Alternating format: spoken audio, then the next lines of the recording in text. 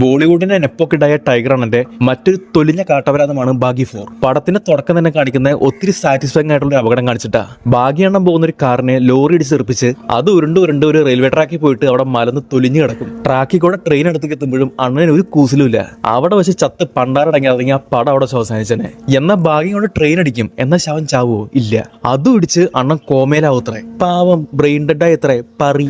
Doctor എടുത്തു വഴിക്ക് ഇതിലും വലുതെന്ത് വരാനിരുന്നത്രേ. ഇതിലും വലുതെന്ത് അവന്റെ 16 അടിയന്തരോ. അങ്ങനെ 7 മാസം പ്രത്യേകിച്ച് ശല്യമൊന്നുമില്ലാതെ അവൻ ആ ബെഡിൽ ചത്ത് കിടന്നു. ഒരു ദിവസം പതിവ് പോലെ ശുശ്രൂഷിക്കാൻ എത്തിയ നേഴ്സ് ഒന്ന് നോക്കിയപ്പോ അണ്ണൻ അവിടെ കണ്ണും തുറന്ന് മലന്ന് കിടക്കുന്നു. നേഴ്സിന്റെ കൈ കയറിയ പിടുത്തം അവന്റെ ഗേൾഫ്രണ്ട് ആയിട്ട് തോന്നിയത്രേ. എന്നാൽ ഇതിനോടകം തന്നെ അവന്റെ ഗേൾഫ്രണ്ട് ചത്തുപോയെന്ന വാർത്ത അവനെ തീർത്തും ദുഃഖത്തിലാഴ്ത്തി. ഒരു നൈറ്റ് വെയർ വിട്ട് വലിയൊരു ഫ്ലാറ്റിന്റെ മുകളിൽ മലന്ന് കിടന്ന് ആകെ ഡിപ്രസ്ഡ് ആയിട്ട് താടിയും മീശം വളർത്തി അവന്റെ ഗേൾഫ്രണ്ടിന്റെ ബിക്കിനി ഫോട്ടോഷൂട്ടും കണ്ട് അവൻ അവിടെ കിടന്ന് അയവർക്ക.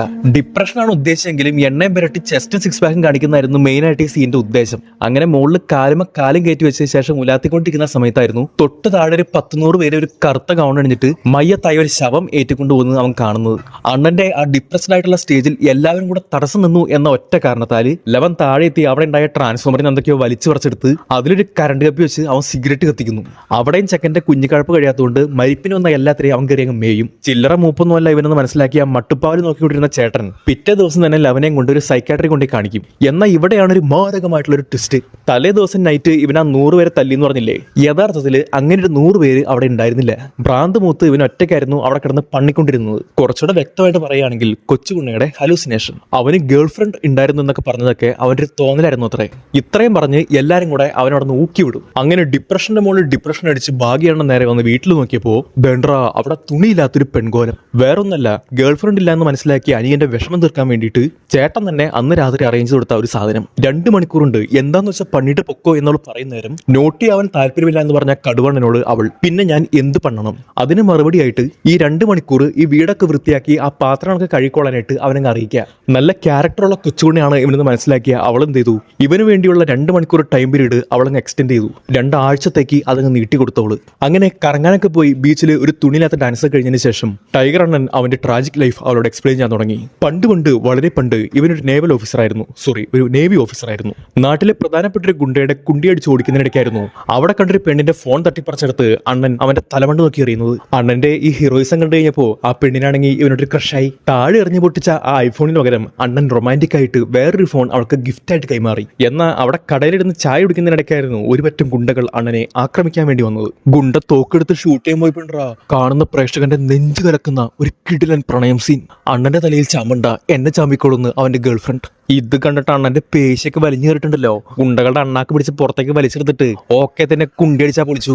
അങ്ങനെ അതും കഴിഞ്ഞിട്ട് പ്രണയം കാണിക്കാൻ വേണ്ടിയിട്ട് രാത്രി മഴയത്ത് അണ്ണന്റെ 6 പാക്കും കാലിനടലും കാണിച്ചിട്ട് ഒരു തൊലിഞ്ഞൊരു റൊമാൻറ്റിക് പാട്ട്. അങ്ങനെ പ്രണയിച്ച് കൊണോണയും പറഞ്ഞുകൊണ്ട് അതിൽ ആ റോട്ടിൽ കൂടെ പോകുന്ന സമയത്തായിരുന്നു അന്ന് ആക്സിഡന്റ്. അന്ന് ആ ട്രെയിൻ ഒന്ന് കയറി മേഞ്ഞോണ്ട് പോയില്ലേ ആ സംഭവം. കഥ കേട്ട് കഴിഞ്ഞപ്പോൾ ഇവിടെ 2 ആഴ്ച ടൈം പീരീഡ് നീട്ടി കൊടുത്ത ആ പെണ്ണുണ്ടല്ലോ, അവൾക്കാണെങ്കിൽ ഇവനോടൊരു ക്രഷ്.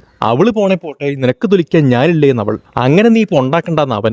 അത് കേട്ടതും പാവം അവൾക്കൊക്കെ വിഷമായി. സങ്കടം തീർക്കാൻ വേണ്ടി കുറെ നേരം വാഷ്റൂമിൽ പോയിരുന്നിട്ട് അവിടെ ഇരുന്ന് മോങ്ങി അവൾക്ക് മൂടായി. മൂഡ് മാറ്റാൻ അവിടെ ഒരു ബാറിൽ പോയിട്ട് അവളുടെ വക ഒരു പാർട്ടി സോങ്. അപ്പൊ ഇതേ ടൈമിൽ നമ്മുടെ അണ്ണനാണെങ്കിൽ അവിടെ പഴയ കാര്യങ്ങളൊക്കെ ഓർത്ത് ഭയങ്കര നൊക്ലാച്ചിയ. അതോർത്ത് മാറാല് പിടിച്ചടക്കുന്ന തന്റെ പഴയ വീട്ടിലേക്ക് പോയിപ്പിണ്ടാ. അവിടെ കറുത്ത ഡ്രസ് ഇട്ട് തിളങ്ങുന്ന മുത്തു പിടിപ്പിച്ച കുറെ മുഖംമൂടി അണിഞ്ഞിട്ട് കുറെ കൊണാപ്പന്മാര്. അവന്മാര് വന്ന് ഒരു കാര്യമില്ലാതെ അണ്ണന്റെ മെക്കിട്ട് കയറും. വെപ്പൺസ് ഒക്കെ കയ്യിലുണ്ടെങ്കിലും അണ്ണൻ എന്ത് വെപ്പൺസ്, ഇവൻ എല്ലാത്തിനെയും കയറി അങ്ങ് പണി വിടും. ഇതിനിടയ്ക്ക് ഒരുത്തിന്റെ ചുറ്റിക മേടിച്ച് അടിക്കുന്നതിനിടയ്ക്ക് ആ സാധനം നേരെ ചെന്ന് പിറകിലെ ഭിത്തി കൊണ്ട് അവിടുത്തെ ചുവര് പൊളിയും. അപ്പൊ നോക്കുമ്പോ എന്താ അതിനകത്തൊരു അപരാധിച്ച ഫോട്ടോ. അവിടെ ഒരു വമ്പൻ ട്വിസ്റ്റ്. അതായത് അണ്ണൻ ഇത്രയും നാൾ ഓർത്തുകൊണ്ടിരുന്നത് അതൊരു ഹലൂസിനേഷൻ ആയിരുന്നില്ല, അവന് ശരിക്കൊരു പ്രണയം ഉണ്ടായിരുന്നു. ആ പെണ്ണിനെ താങ്ങി പിടിച്ചുകൊണ്ടിരിക്കുന്ന ഫോട്ടോ ആണ് അവൻ അവിടെ കണ്ടത്. അത് കണ്ടതുകൊണ്ടല്ലോ അണ്ണന്റെ നെഞ്ചു കലങ്ങിപ്പോവും. റൊമാൻറ്റിക് അങ്ങ് മൂത്ത് നിന്നിട്ട് അവിടെ അടിച്ചിട്ടൊരു ഗുണ്ടനെ നെഞ്ചോട് ചേർത്ത് പിടിക്കുന്നുണ്ട്. അവന്റെ എക്സ്പ്രഷൻ കാണണപ്പോ എന്നോട് കൊച്ചുകൊണ്ടേ കാണിക്കുന്നത് വിടുക. അപ്പൊ ശരിക്കും പറഞ്ഞു കഴിഞ്ഞാൽ ഇത്രയും നാള് മാറി തന്റെ ചേട്ടനും ഡോക്ടറും അവിടെ നോക്കിക്കൊണ്ടിരിക്കുകയായിരുന്നു തന്നെ. അതിന്റെ വിഷമം മാറ്റാൻ വേണ്ടി അവരന്വേഷിച്ചു പോയി കഴിഞ്ഞപ്പം ഇവർ രണ്ടുപേരെയും അവരെ കൊന്നു കളഞ്ഞേക്കുന്നു. സങ്കടം മാറ്റാൻ വേണ്ടി ഇപ്പൊ ഇവന്റെ കൂടെയുള്ള മറ്റേ പെണ്ണുണ്ടല്ലോ അതിനടുത്തേക്ക് ചെന്നപ്പം അതിനെ വേറെ ആരെ കൊല്ലാൻ വേണ്ടി നോക്കുന്നു. എന്റെ പെണ്ണിനെ തൊടുന്നോടാ എന്നും പറഞ്ഞുകൊണ്ട് അവിടെ ഒരു കിച്ചണിലേക്ക് കയറി അവിടെ ആകെ അലമ്പാക്കി മൂടിപ്പിച്ച് നാശിപ്പിക്കും. ഇതിനിടയ്ക്ക് അവന്റെ ശ്രദ്ധ മാറിയപ്പോ ആ പെണ്ണിനെ ആരോ ചാമ്പി, അവളങ്ങ് ചത്ത്. അതും പിന്നെ ഒരു പ്രണയത്തിലൂടെയുള്ള മരണമായിരുന്നു കേട്ടോ. അണ്ണനെ ഗുണ്ട വെടി വെക്കാൻ നേരം അവള് ചാടി കയറിയതാ. എന്നാൽ മരിക്കുന്നതിന് മുന്നേ അവളൊരു സത്യം പറഞ്ഞു കേട്ട് അണ്ണൻ ഞെട്ടിപ്പോയി. അതായത് ഇവന്റെ ഗേൾഫ്രണ്ട് ഉണ്ടല്ലോ, അവളെ ഓൾറെഡി ഇവൾക്ക് അറിയായിരുന്നു പിന്നെ പറയാ അവൾ മരിച്ചിട്ടില്ല പോലും. ആകെ കൺഫ്യൂസ്ഡ് ആയി പോയ നമ്മുടെ ഭാഗ്യണ്ണൻ നേരെ പോയിട്ട് തന്റെ ഗേൾ ഫ്രണ്ടിനെ അടക്കിയിട്ടിരിക്കുന്ന ആ ശവക്കല്ലറ ഉണ്ടല്ലോ, ആ ശവക്കല്ലറ അതങ്ങ് തുറന്നു നോക്കും. തുറന്നു നോക്കിയപ്പോൾ അതിനകത്ത് എന്താ, അക്വേറിയത്തിലിടുന്ന കുറെ വെള്ളാരം കല്ല്. ചത്ത ഗേൾ ഫ്രണ്ടും ഇവനെ ഊക്കി. കുഴിച്ചിടാൻ നേരത്ത് അണ്ണനെ പറ്റിക്കാൻ വേണ്ടിയിട്ട് ശവപ്പെട്ടിക്ക് വെയിറ്റ് തോന്നണമല്ലോ, അതിന് വേണ്ടിയിട്ട് ഏതൊരുത്തൻ ചെയ്തു വെച്ച ഒരു അപരാധമായിരുന്നു അത്രയത്. അങ്ങനെ ഈ ഒരു തൊലി കാണിച്ചുകൊണ്ടിരിക്കുന്ന സമയത്താണ് നഗരത്തിന്റെ മറ്റൊരു ഭാഗത്ത് വേറൊരു സംഭവം. കഥയിലെ മെയിൻ വില്ലനായിട്ടുള്ള സഞ്ജുബായി, പുള്ളിയുടെ ഇൻട്രോ. ഇറച്ചിവെട്ടാണ് പുള്ളിയുടെ പണിയെന്ന് തോന്നുന്നു. വന്നോരം പോണവരൊക്കെ പുള്ളി വാക്കത്തി വെച്ച് തുണ്ടു തുണ്ടായിട്ട് വെട്ടി വെട്ടി വിടുന്നുണ്ട്. ഈ വെട്ടലും കഴിഞ്ഞ് പുള്ളി നേരെ പോയത് ഒരു പെണ്ണിന്റെ അടുത്തേക്കാ. അവളാരാ? അവളാണ് നമ്മുടെ ഭാഗ്യണ്ണന്റെ ഗേൾ ഫ്രണ്ട്, അതായത് ചത്തു എന്ന് പറയപ്പെടുന്ന അവന്റെ ഗേൾ ഫ്രണ്ട്. സംഭവം എന്നാന്ന് വെച്ച് കഴിഞ്ഞാല് നമ്മുടെ സഞ്ജുബായി പുള്ളി പെരിയ ഗ്യാങ്സ്റ്റർ. അപ്പോൾ ഇങ്ങനൊരു ഗേൾ ഫ്രണ്ട് ഉണ്ട്. ഈ ഗേൾ ഫ്രണ്ട് ആണെങ്കിൽ നമ്മുടെ ടൈഗറാണന്റെ ഗേൾ ഫ്രണ്ട് ഉണ്ടല്ലോ, അവളായിട്ട് എക്സാക്ട് മാച്ചാ, സെയിം ലുക്ക് ലൈക്ക്. ടൈഗറാണന്റെ ഗേൾ ഫ്രണ്ട് ഒരു നിഷ്കുവായിരുന്നെങ്കിൽ സഞ്ജയണ്ണന്റെ ഗേൾ ഫ്രണ്ട് ഒരു ഗുണ്ടിച്ചിയായിരുന്നു. അധോലോകം ഉറപ്പിച്ചിരുന്ന ഒരു ഗുണ്ടിച്ചി. അത് പറയാനെന്ന കാരണം എന്ന് വെച്ച് കഴിഞ്ഞാൽ വർഷങ്ങൾ തോനെ മുന്നേ സഞ്ജുബായിയുടെ ഈ ഗേൾ ഫ്രണ്ട് അവളൊരു പാർട്ടിയിൽ ഡാൻസ് കളിച്ചുകൊണ്ടിരിക്കുകയായിരുന്നു. അതിനിടയ്ക്ക് കുറെ മറ്റവന്മാർ വന്ന് ഇവളുടെ അടുത്ത് അപമര്യാദയായി പെരുമാറും. കയറി പിടിച്ചവന്റെ കൈ വെട്ടി കൂടെയുള്ളവരെല്ലാം തീർത്തിട്ട് അവൾ എന്ത് ചെയ്യും, ആ കൈയായിട്ട് നേരെ പോയത് സഞ്ജുബായിയുടെ അടുത്തേക്കാ. എന്നെ കയറി പിടിച്ചവന്റെ ഗതി നോക്കടാ എന്നും പറഞ്ഞ് ആ കൈ എടുത്ത് അവന്റെ നേരെ ഒറ്റ കയറി. സഞ്ജുബായിയുടെ പേരാണ് ചാക്കോ ഗ്യാങ്സ്റ്റർ. കാന്താരി പെണ്ണിന്റെ ഹീറോയിസം കണ്ട് ചാക്കോ മാഷിന് പ്രണയം പൂക്കും.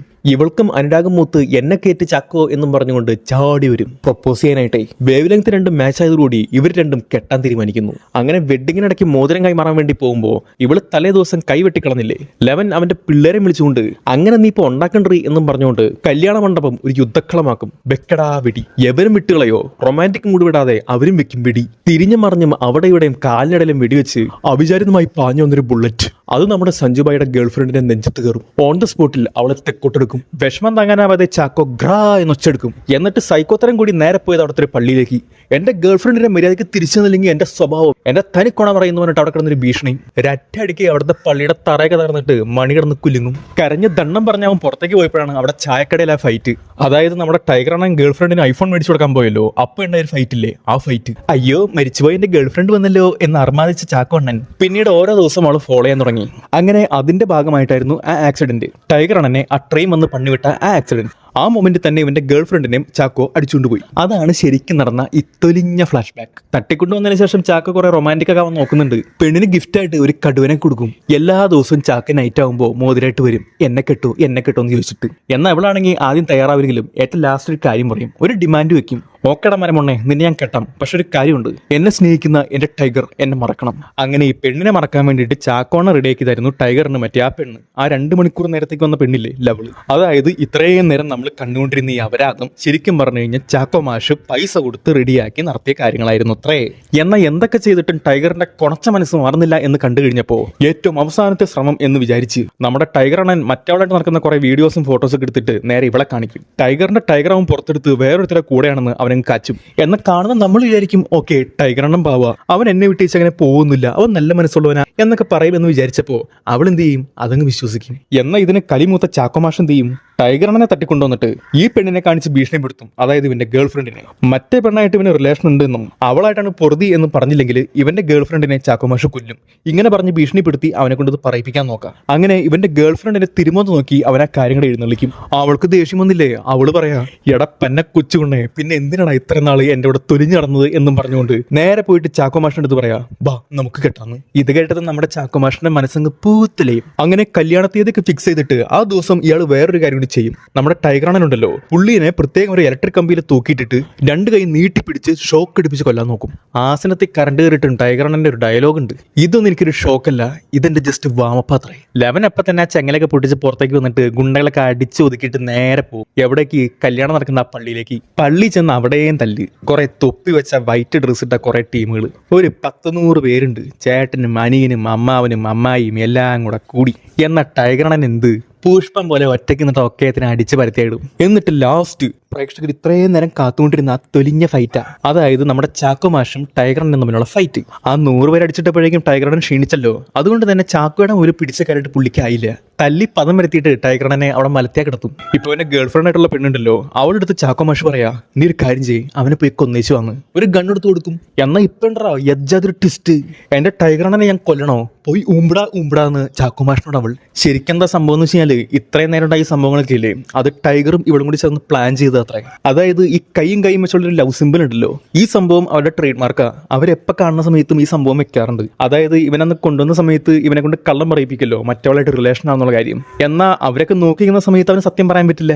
അതുകൊണ്ട് തന്നെ അവൻ എന്ത് ചെയ്തു, അപ്പൊ തന്നെ അവരാരും കാണാണ്ട് ഇവളുടെ കയ്യിൽ ആ ലവ് സിമ്പിൾ വെച്ച്. അപ്പോൾ അവൾക്ക് മനസ്സിലായല്ലോ ഇപ്പോഴും അവന് ഇഷ്ടമുണ്ടെന്നുള്ളത്. അങ്ങനെ ഇതൊക്കെ കണ്ടിട്ട് ആകെ നെഞ്ച് നീറി നിൽക്കാൻ നമ്മുടെ സൈക്കോണ്ണൻ ചാക്കോമാഷ്. ഇതൊക്കെ കണ്ടുകൊണ്ട് കർത്താവിന്റെ രൂപം അവിടെ മുകളിൽ നിൽക്കുന്നുണ്ട്. ഇനി അവരത് നീട്ടിക്കൊണ്ടുപോകാൻ താല്പര്യമില്ലാത്തതുകൊണ്ട് അങ്ങനെ എന്ത് ചെയ്തു, ആ മരക്കുരിശം ഒടിച്ചു വീഴ്ത്തിയിട്ട് നേരെ നമ്മുടെ ചാക്കോമാഷിന്റെ നെഞ്ചത്തൊക്കെ വീഴ്ത്തി. ഓൺ ദ സ്പോട്ടിൽ അങ്ങേര് മരിച്ചു. അങ്ങനെ ടൈഗറും ഗേൾഫ്രണ്ടും ഒന്നിച്ചു. നമ്മുടെ ചാക്കോമാഷിന്റെ സഫലമാകാതെ പോയ പ്രണയമുണ്ടല്ലോ, അതിന്റെ ഒരു പൂർത്തീകരണത്തിന് വേണ്ടിയിട്ട് പുള്ളീനെയും പിന്നെ അങ്ങേരുടെ ഇവളെ പോലെ ഇരിക്കുന്നവന്റെ ആ കാമുകിണ്ടല്ലോ, രണ്ടുപേരെയും ഒരു സ്ഥലത്തങ്ങ് അടക്കും. ഇത് കഴിഞ്ഞ് ടൈഗറും പിന്നെ അവന്റെ ഗേൾഫ്രണ്ടും പോയിട്ട് ഒരു ഐറ്റംസ് വന്നു. ഇതോടുകൂടിയാണ് ഈ അപരാധിച്ച കാട്ടപരാധ പടം അവസാനിക്കുന്നത്.